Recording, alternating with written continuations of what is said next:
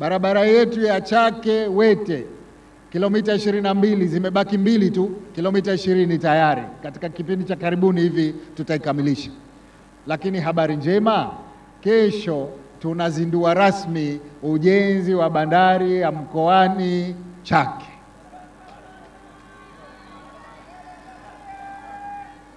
Tutakuwa tumeifungua Pemba.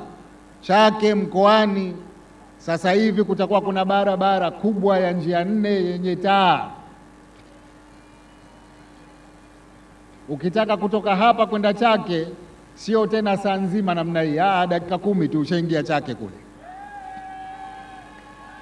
Huko ndio kufungua nchi, huko ndio kufungua uchumi. Lakini kesho hiyo hiyo tunafanya pia uzinduzi wa ujenzi wa uwanja wa ndege wa kimataifa wa Pemba.